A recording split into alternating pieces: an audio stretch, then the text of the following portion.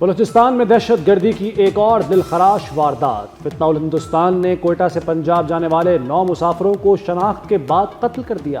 تمام مسافروں کا تعلق پنجاب سے تھا۔ میتیں ڈی جی خان کے بعد آبائی علاقوں میں پہنچائی گئیں۔ ورثاء کے گھروں میں کوہرام مچ گیا۔ مظفر گڑھ کے آصف کی 3 ماہ قبل شادی ہوئی تھی۔ کاموکی کا 4 بچوں کا باپ مقتول صابر گھر کا واحد کفیل تھا۔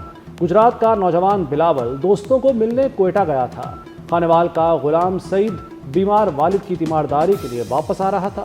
شہداء میں لاہور کا جنید، ڈی جی خان کا عرفان اور اٹک کا بلال بھی شامل۔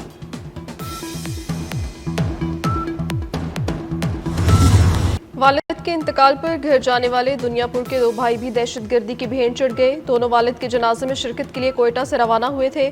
ایک گھر کے 3 جنازے اٹھنے پر ہر آنکھ اشک بار۔ لواحقین کا دہشت گردوں کو نشان عبرت بنانے کا مطالبہ۔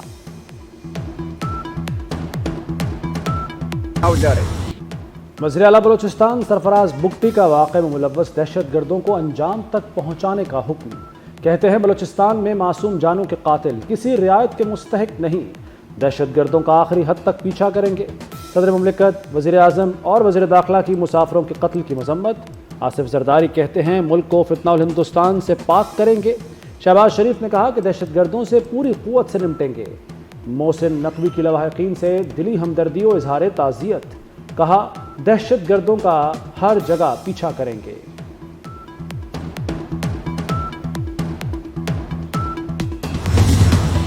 دہشت گردی میں بھارتی پراکسیز ملوث ہیں۔ بلوچستان میں بھارتی مداخلت ہوتی ہے۔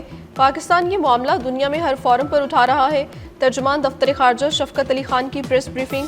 بھارتی قومی سلامتی کے مشیر کے حالیہ بیان کو مسترد کر دیا۔ کہا جی دوول کا بیان بھارتی عوام کو دھوکہ دینے کے مترادف ہے۔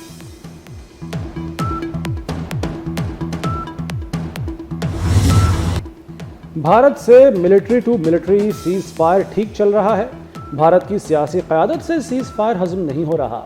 نائب وزیر اعظم اسحاق ڈار کا کوالالمپور میں پاکستانی کمیونٹی کی تقریب سے خطاب۔ کہا دونوں ملکوں کی فوجیں بھی پوزیشن بدل چکی ہیں۔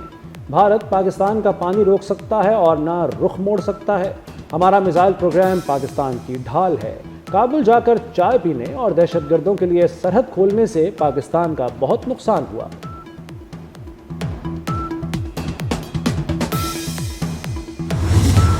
پاک اماراتی وزرائے داخلہ کے درمیان ابوظہبی میں ملاقات۔ یو اے ای ویزا میں آسانیوں کے لیے ضروری اقدامات پر اتفاق۔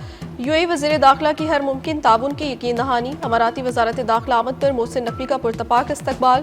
گارڈ آف آنر پیش کیا گیا۔ منشیات اور سمگلنگ کے انسدادی اور سیکیورٹی تعاون بڑھانے پر بات چیت۔ غیر قانونی امیگریشن روکنے کے لیے اشتراک کار بڑھانے اور ٹیکنالوجی کے تبادلے پر گفتگو۔ محسن نقوی نے کہا ویزا پالیسی میں آسانی سے شہریوں کو بہت ریلیف ملے گا۔ محسن نقوی نے ابوظہبی پالیسنگ کے جدید نظام اور آپریشنز روم کا دورہ کیا۔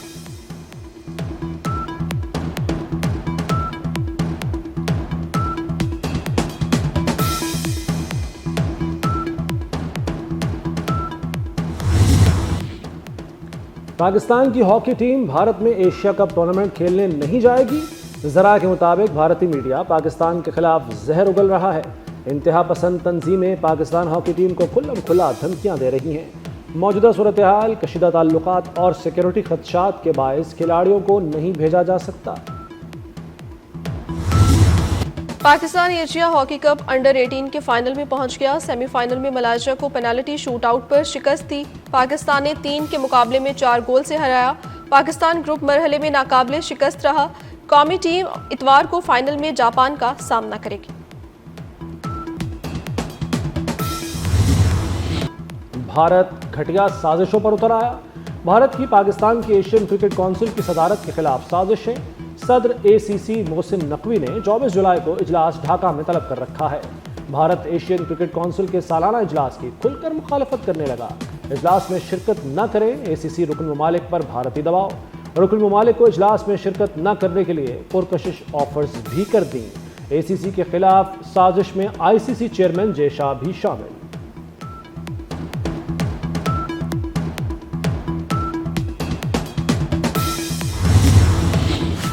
شوبز کی چکا چوند میں اپنی منزل ڈھونڈنے والی اداکارہ حمیرہ اصغر موت کے اندھیروں میں گم۔ اداکارہ حمیرہ اصغر لاہور میں سپرد خاک۔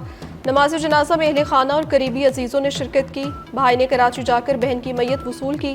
چچا نے میڈیا سے بات کرتے ہوئے کہا حمیرہ شوبز میں کام کرنا چاہتی تھی لیکن والدین اس کے فیصلے سے خوش نہیں تھے۔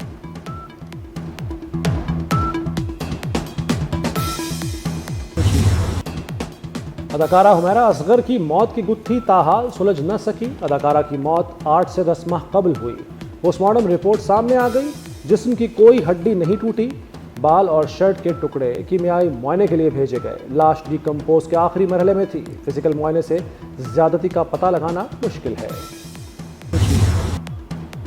عوام کے لیے سستی اشیاء کی سہولت ختم، 12,000 ملازمین بے روزگار، 3500 یوٹیلیٹی سٹورز بند کر دیے گئے۔ لاہور کے 100 سے زائد سٹورز پر سامان کی پیکنگ، سامان متعلقہ کمپنیز اور کچھ ویئر ہاؤسز میں منتقل ہوگا۔ لاکھوں خاندان سستی گھریلو اشیاء کی سہولت سے محروم۔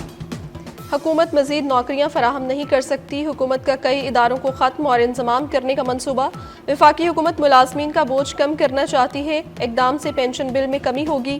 قومی اسمبلی کی قائمہ کمیٹی کابینہ سیکریٹریٹ اجلاس میں سیکٹری اسٹیبلشمنٹ کی بریفنگ، کہا گریڈ 1 سے 5 تک کی آسامیاں آؤٹ سورس کر دی جائیں گی، سرکاری ملازمین کو گولڈن ہینڈ شیک دیا جائے گا۔ رائٹ سائزنگ سے بیوروکریسی کا اختیار کم کرنے کی تیاری، غیر منافع بخش حکومتی کمپنیز کی نجکاری پر کام جاری ہے۔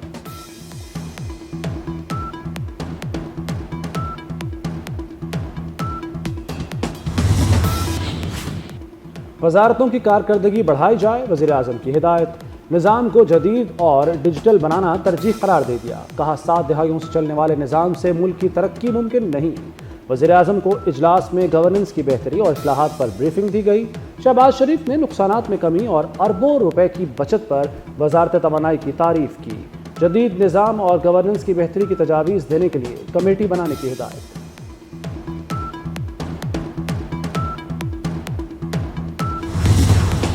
سانحہ لیاری میں بلڈنگ مالک اور ایس بی سی اے کے 6 ڈائریکٹر سمیت 14 افسران قصوروار قرار۔ 29 سال قبل تعمیر 5 منزلہ عمارت ایس بی سی اے کی غفلت کی وجہ سے گری۔ پولیس کی ابتدائی رپورٹ میں انکشاف، ایس بی سی اے افسران کو عمارت کے خستہ حال ہونے کا 3 برس سے علم تھا۔ معلومات ہونے کے باوجود ایس بی سی اے افسران نے سنجیدہ اقدامات نہیں کیے۔ رپورٹ سٹی کورٹ میں جمع کروا دی گئی۔ گرفتار 9 ملزمان کا 3 روزہ جسمانی ریمانڈ حاصل کر لیا گیا۔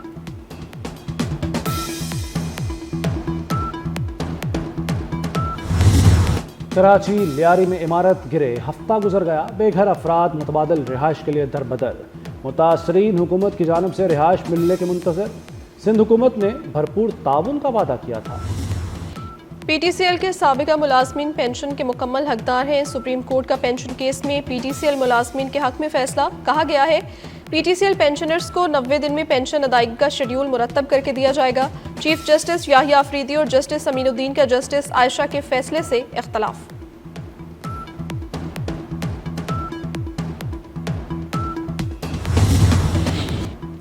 پاکستان اور روس کے درمیان سٹیل ملز کی بحالی کا معاہدہ طے پا گیا۔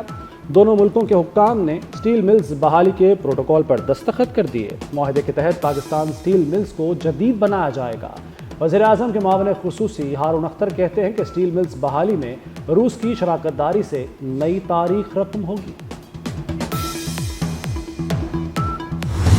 5 لاکھ میٹرک ٹن چینی کی درآمد کا آغاز، ٹریڈنگ کارپوریشن پاکستان نے پہلا ٹینڈر جاری کر دیا۔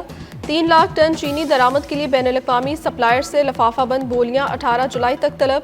25,000 ٹن سے کم کی بولی منظور نہیں کی جائے گی۔ وفاقی حکومت نے چینی کی درآمد پر تمام ٹیکسز سے استثنا دیا ہے۔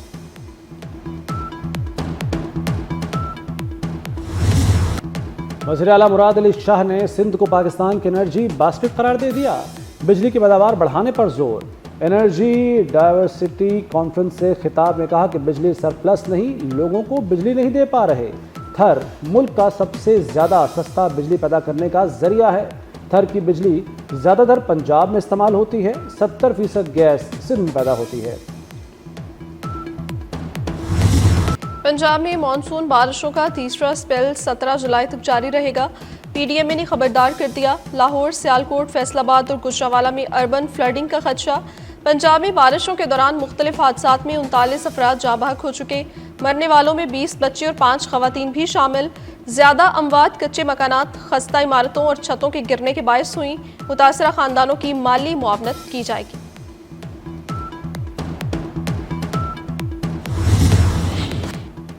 ملک میں بادل برسیں گے اور جم کر برسیں گے۔ NDMA کا 13 سے 17 جولائی تک شدید بارشوں اور سیلاب کا الرٹ جاری۔ میاں والی کے مقام پر دریائے سندھ میں پانی کی سطح بلند ہو گئی۔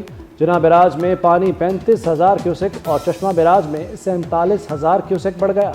کچے کے علاقے زیر آب۔ تربیلا، کالا باغ اور تونسا کے مقام پر نچلے درجے کا سیلاب۔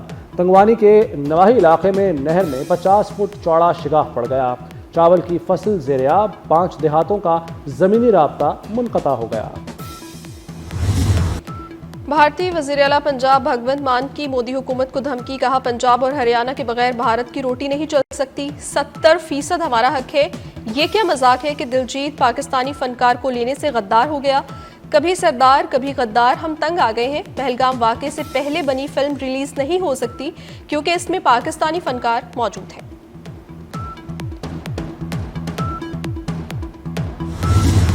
ایران کی امریکہ سے دوبارہ مذاکرات کے لیے مشروط آمادگی۔ ایرانی وزیر خارجہ عباس عراقچی نے کہا ہے کہ امریکہ کو مذاکرات کے دوران ایران پر حملے نہ کرنے کی ضمانت دینا ہوگی۔ امریکہ غلطیوں کا ازالہ کرے تو مذاکرات دوبارہ شروع ہو سکتے ہیں۔ غزہ میں اسرائیل کی وحشیانہ بمباری، 82 فلسطینی شہید ہو گئے۔ حماس اور اسرائیل کے درمیان کئی شرائط پر اتفاق ہو گیا۔ امریکی وزیر خارجہ مارکو روبیو کا دعویٰ، کہا غزہ میں جنگ بندی کے امکانات روشن ہیں۔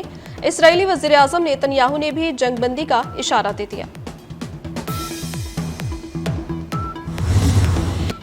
فلسطینی طالب علم کا ٹرمپ انتظامیہ کے خلاف $20 ملین ہرجانے کا دعویٰ۔ محمود خلیل نے سیاسی گرفتاری اور نظر بندی کے خلاف بھی مقدمہ دائر کیا۔ کہا ٹرمپ انتظامیہ نے انہیں ناحق قید کیا۔ ہرجانے کی ادائیگی کے بدلے میں انتظامیہ سے معافی مانگنے اور غیر آئینی پالیسی کو ترک کرنے کا مطالبہ۔